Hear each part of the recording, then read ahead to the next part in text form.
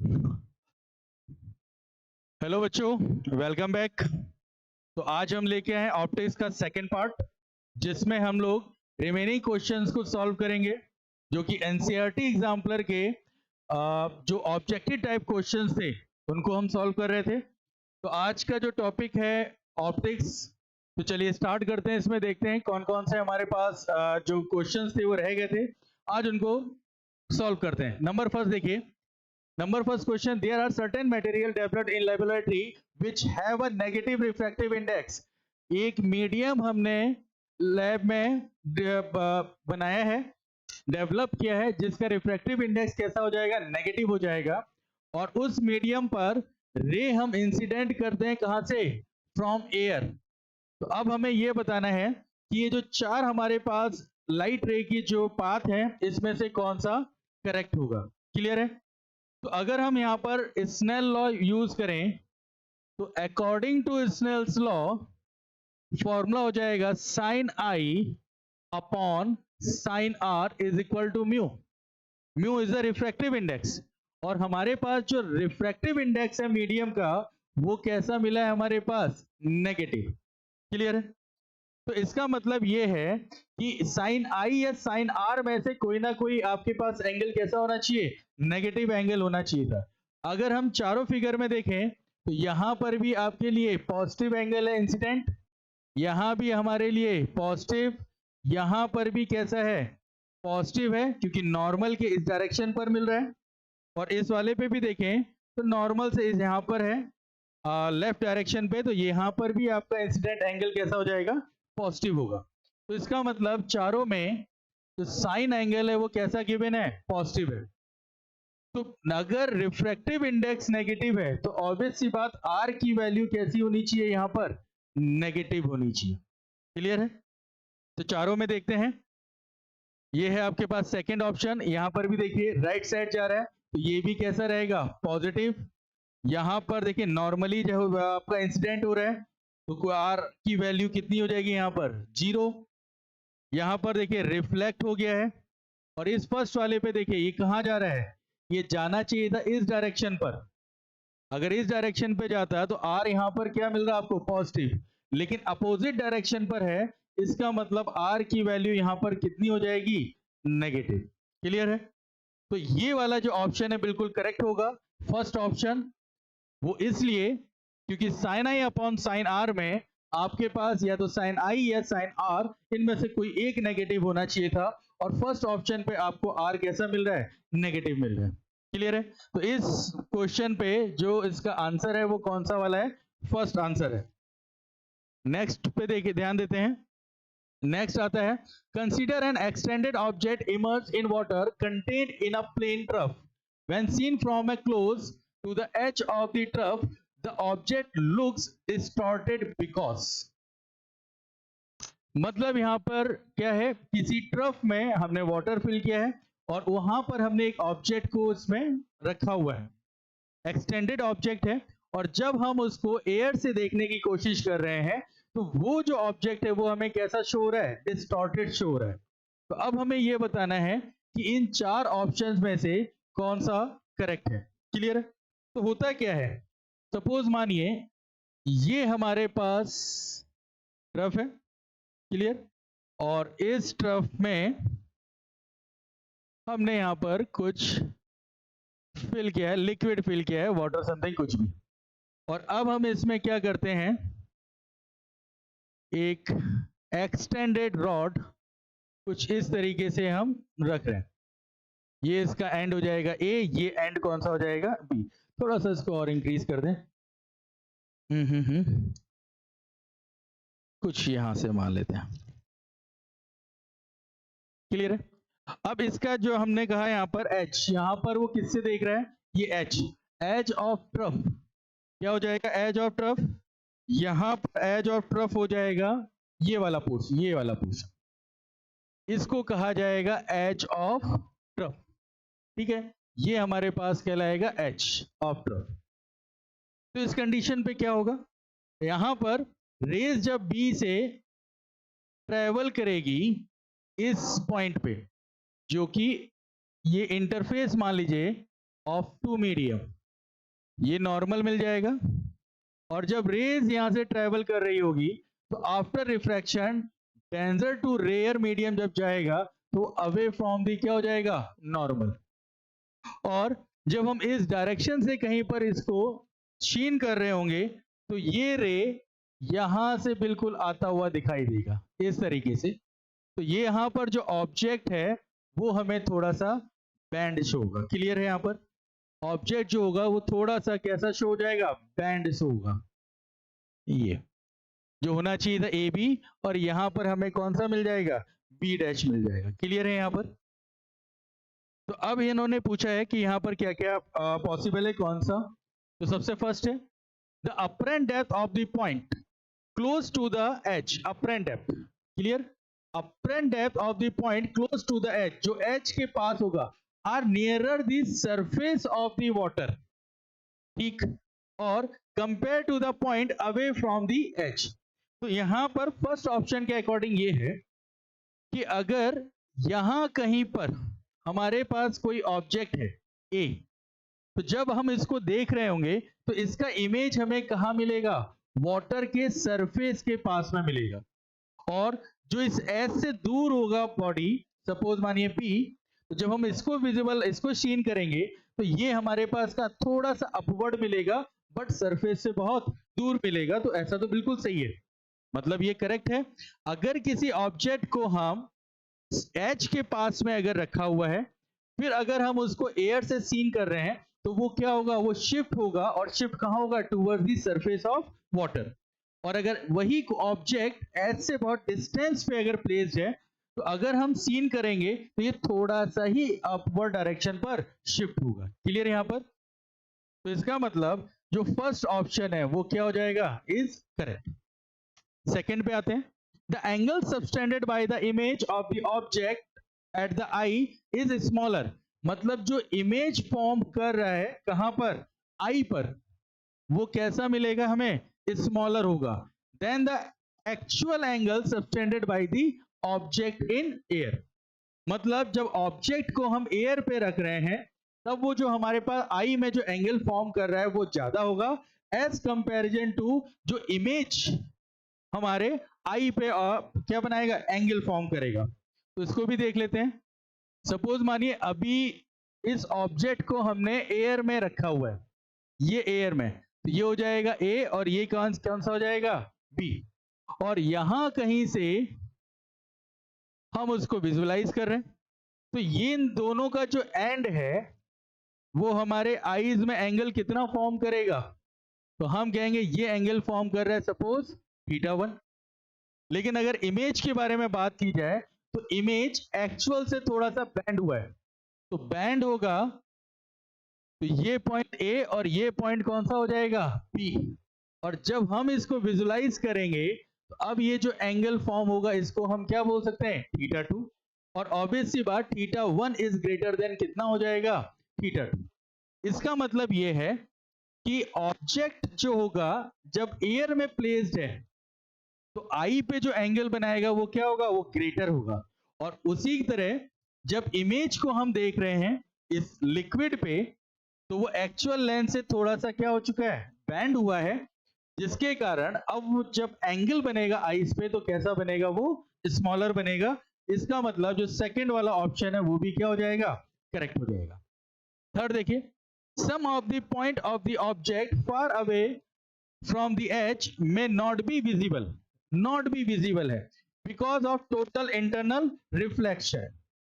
क्या ये पॉसिबल है? तो अब आइए, मतलब ये है कि अगर ये जो पॉइंट है यानी कि जो ए बी एक्सटेंडेड है, इससे जो रेज निकल रही है उसका कुछ जो पोर्शन है वो हमें विजिबल नहीं होगा। कब? जब हम इसको वाटर से यानी कि एयर से देखने की कोशिश कर रहे होंगे। तो वो क्यों नहीं विजिबल होगा, क्योंकि यहां पर TIR हो रहा होगा। तो क्या ये पॉसिबल है? तो इसको देखते हैं, हो सकता है ये पॉसिबल हो। सपोज मानिए इस तरीके से ये हमारे पास ट्रफ है, ट्रफ में ये सरफेस हो गया, सरफेस पे सपोज मानिए ये एक्सटेंडेड ऑब्जेक्ट है। तो जब ये एक्सटेंडेड ऑब्जेक्ट होगा तो रेज कुछ इस तरीके से जा रही होगी। कैसे? ये रेज जाएगी, ये नॉर्मल होगा, तो डेंजर टू रेयर जा रहा है, तो ये कैसा होगा, बैंड हो जाएगा टूवर्ड्स दी यानी अवे फ्रॉम दी नॉर्मल। फिर ये यहाँ इस पॉइंट से रेज जाएगी, ये और ज्यादा क्या होगा, बैंड हो जाएगा।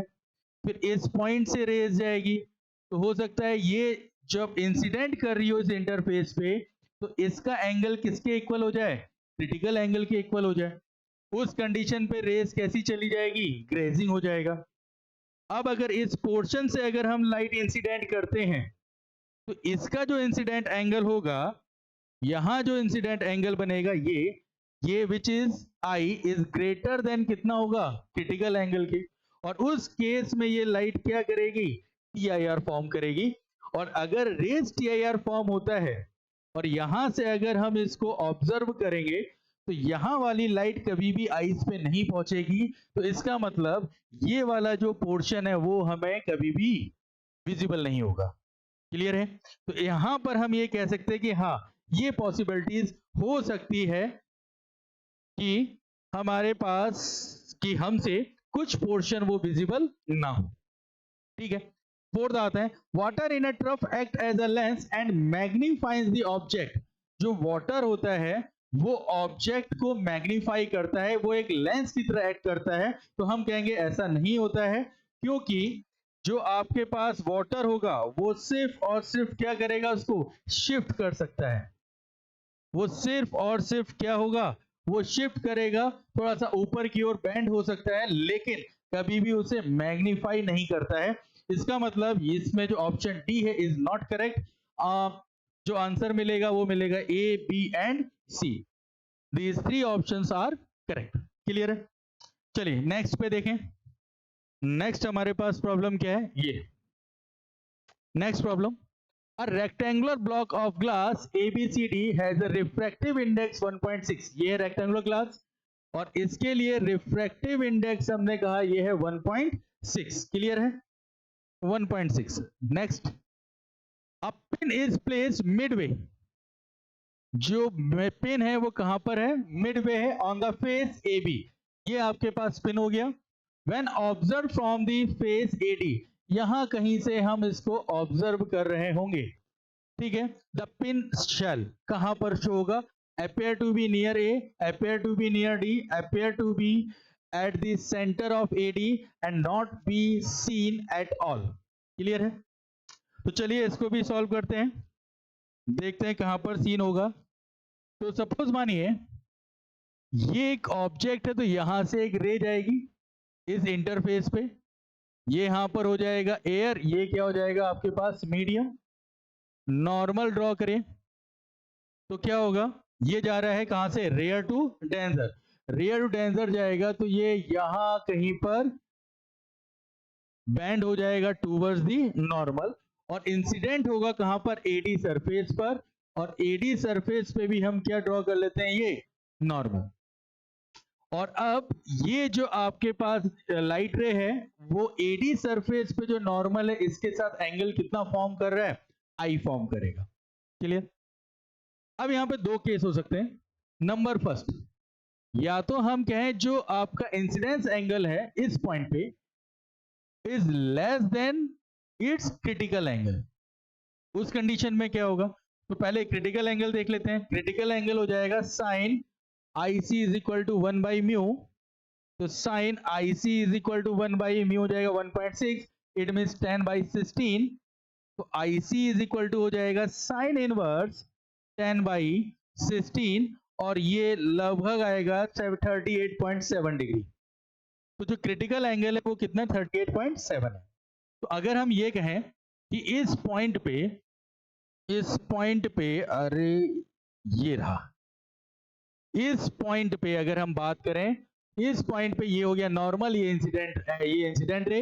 अगर ये एंगल आई जो है ये लेस देन अगर IC होगा, तो उस कंडीशन पे ये जो लाइट है ये क्या होगा, ये नॉर्मली रिफ्रैक्ट करेगा। तो डेंजर से जा रहा है कहां पर, रेयर में। तो डेंजर टू रेयर है तो ये अवे फ्रॉम द नॉर्मल कुछ इस तरीके से मूव करेगा। और अगर हम यहां कहीं से इसको ऑब्जर्व करेंगे तो ये जो इमेज बनेगी पिन की, वो इमेज यहां कहीं बनेगा। इस पिन को मान लेते हैं P पोजीशन, ये कहां पे आ गया आपका P डैश पोजीशन पे। क्लियर? ये कब, जब इंसिडेंस एंगल क्या है, लेस देन आईसी। क्लियर है? तो अभी कहां पर मिलेगा, पहला इमेज आपको मिल सकता है एट पॉइंट पी पर, क्योंकि बिल्कुल स्ट्रेट हमें आपको लाइट शो होगी। सेकेंड केस ये है, अगर हम कह दें if I is greater than equal to कितना, आईसी, कि ये जो इंसिडेंस एंगल है वो ग्रेटर है, इक्वल है किसके, क्रिटिकल एंगल के। उस केस में क्या होगा, अगर उस पर हम बात करें कि सपोज ये रे कुछ इस तरीके से आ रही है नॉर्मल, यहां पर आई किसके इक्वल है, आईसी के इक्वल है, तो उस केस में रे क्या हो जाएगी, ग्रेजिंग होता हुआ चला जाएगा। क्लियर है? अब या फिर एक और कंडीशन है कि ग्रेटर हो जाए, यहीं से पॉइंट एक और आता है और यहां जो एंगल मिल रहा है इज ग्रेटर देन कितना हो जाए, आईसी, तो यहां पर क्या करेगा, वो टोटल इंटरनल टीआईआर शो करेगा। यहां पे क्लियर है, कैसा करेगा, वो टीआईआर की तरह चला जाएगा। तो इसका मतलब यहां पर अगर हम देखने की कोशिश कर रहे हैं, यहां कहीं ऑब्जर्व करने की कोशिश करेंगे, अगर हम यहां कहीं से ऑब्जर्व करने की कोशिश करें तो हमारे पास कोई भी लाइट एडी सरफेस से बाहर की ओर इमिट नहीं हो रही है, और जब बाहर की ओर इमिट नहीं होगी तो हमें कोई भी ऑब्जेक्ट दिखाई नहीं देगा। क्लियर है? ये बात क्लियर यहां पर, इसको थोड़ा सा हम और क्लियर कर दे रहे हैं। सपोज मान लीजिए ये आपके पास नॉर्मल, एक मिनट, ये रे नॉर्मल इस तरीके से आएगी, ये हो जाएगा यहां पर I is less than IC, तो ये कुछ इस तरीके से बैंड होगा और ये आपको दिखाई देगी P पॉइंट पे। इसी तरीके से अगर हम कहें ये वाली रे यहां जा रही है तो I is equal to IC, तो कैसा हो जाएगा, ग्रेजिंग हो जाएगा। और यही रे, थोड़ा सा इसको, यही रे कुछ यहां कहीं पर इंसिडेंट हो तो I is greater then IC, तो ये क्या हो जाएगा, TIR शो करेगा। और जब एक क्रिटिकल एंगल के इक्वल हो या उससे ग्रेटर हो तो उस कंडीशन पे एडी सरफेस से कोई भी लाइट रे बाहर नहीं आएगी, और जब लाइट रे कोई बाहर ट्रेवल ही नहीं करेगी तो हमें कुछ भी दिखाई नहीं देगा। तो इस हिसाब से ऑप्शन अगर हम देखें तो पहला बन रहा है पी डैश पे, जो कि नियर है किसके, ए के, तो हम कह सकते हैं जो फर्स्ट ऑप्शन है appear to be near A, जो बिल्कुल करेक्ट होगा। Appear to be near D नहीं होगा, appear to be at the centre of AD नहीं होगा, और not to be seen at all हो सकता है कब, जब I is greater than equal to कितना हो जाए, IC, और ये कब होगा, जब I इज लेस देन कितना हो जाएगा, IC। क्लियर है यहां पर? तो यहां पर जो ऑप्शन मिलेंगे वो कौन से मिलेंगे, option A and option D. चलिए नेक्स्ट, हाँ जी, इस वाले पे थोड़ा सा ध्यान देते हैं। Between the primary and secondary rainbow there is a dark band known as Alexander dark band. This is because, ये क्यों होता है, ठीक, तो पहले ये होता क्या है, पहले इसको समझ लेते हैं।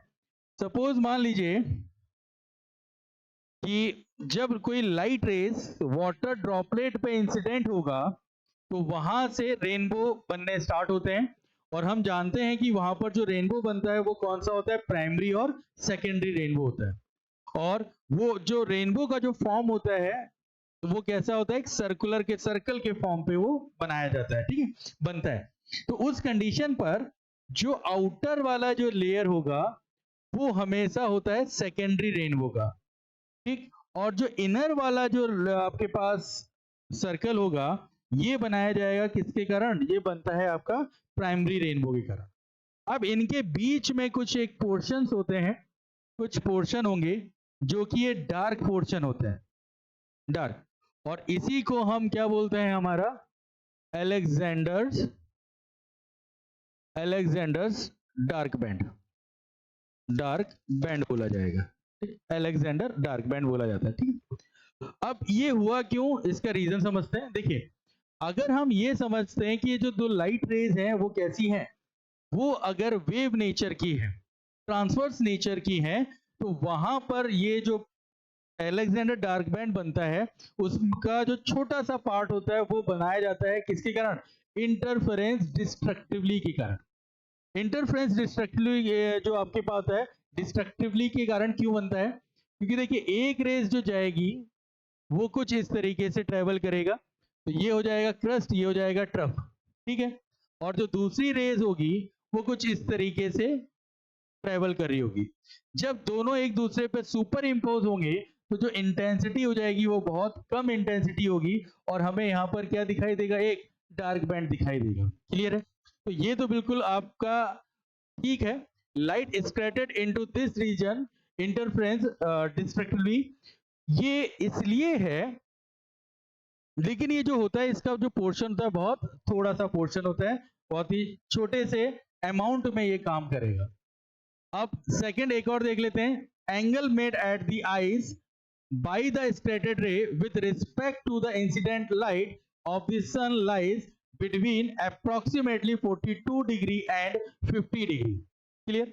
इसका मतलब ये है कि जो हमारे पास स्कैटर्ड लाइट आ रही है ड्रॉप वाटर ड्रॉप से, उसका जो एंगल हो रहा है वो 42 डिग्री और 50 डिग्री पर होता है। क्लियर है? यहाँ पर तो हम जानते हैं यहां कहीं पर अगर हमारे पास एक सेकेंडरी रेनबो है, यहां कहीं पर अगर हमारे पास प्राइमरी रेनबो है, तो क्या होगा, सेकेंडरी रेनबो से जो भी लाइट रेज ट्रेवल करेंगी उनका जो एंगल होता है अप्रोक्सीमेट वो 50 डिग्री टू 52 डिग्री पे लाई करता है। क्लियर है? 50 टू 52 डिग्री पे लाई करता है। और जो प्राइमरी रेज होती हैं इसका जो एंगल है वो 40 डिग्री टू 42 डिग्री पे लाई करता है। 43 भी हम उसको रफली अगर बात करें तो 42 43 करेगा। तो इसका मतलब ये ऑप्शन तो बिल्कुल करेक्ट है। थर्ड ऑप्शन है light is absorb in this region. ये जो रीजन है यहाँ पे कहीं पर लाइट एब्जॉर्ब होती है, इसके कारण ये डार्क बैंड बनता है, तो हम कहेंगे नहीं, ऐसा नहीं होता है। अब आते हैं बी पे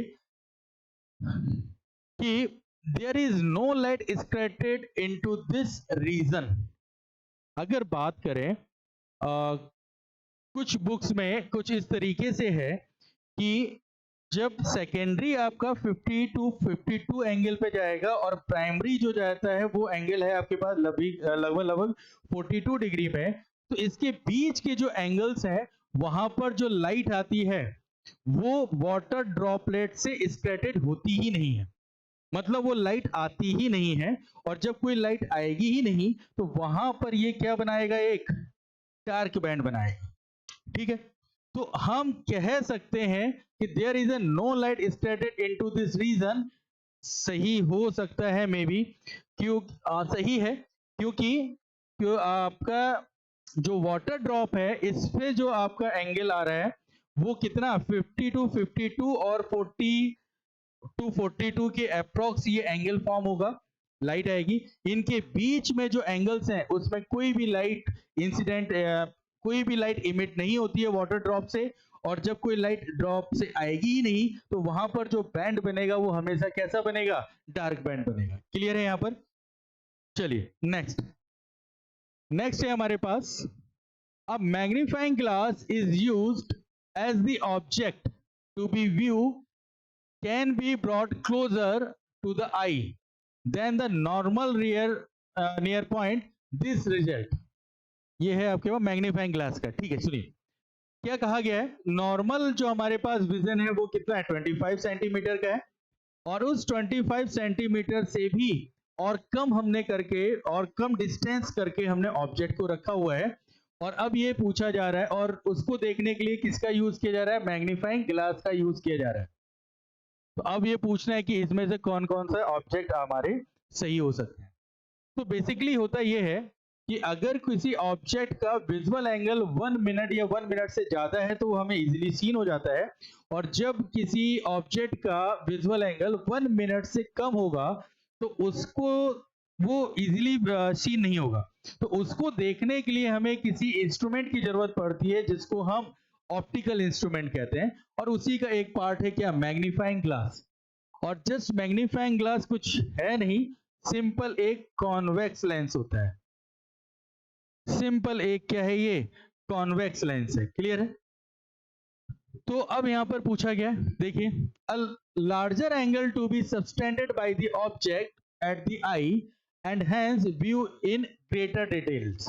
मतलब क्या है जब किसी ऑब्जेक्ट को हम आईज के पास में लेके आते हैं तो उसका जो एंगल होगा वो क्या होगा, इंक्रीज होगा। ये बिल्कुल करेक्ट है। सपोज मानिए अगर हम एक रफली ड्रॉ करें, ये हमारे पास आई मान लेते हैं, ऑब्जेक्ट सपोज यहां कहीं पर है ए बी, ये जो एंगल फॉर्म करेगा विजुअल एंगल, इसको मान लेते हैं थीटा। अब इसी ऑब्जेक्ट को अगर हमने थोड़ा डिस्टेंस पे रख दिया है और अब इसके कारण अगर एंगल फॉर्म देखें तो ये एंगल जो फॉर्म होगा सपोज मान लीजिए अल्फा। तो इसका मतलब जैसे जैसे डिस्टेंस बढ़ती हुई जाएगी विजुअल एंगल हमारे पास क्या होता जाएगा, कम होता जाएगा। और जैसे डिस्टेंस कम होती जाएगी टूवर्ड्स दी आई तो हमारा विजुअल एंगल बढ़ेगा। तो जो यहाँ पर लिखा है larger angle to be subtended by the object at the eye and hence view in greater detail, बिल्कुल सही है।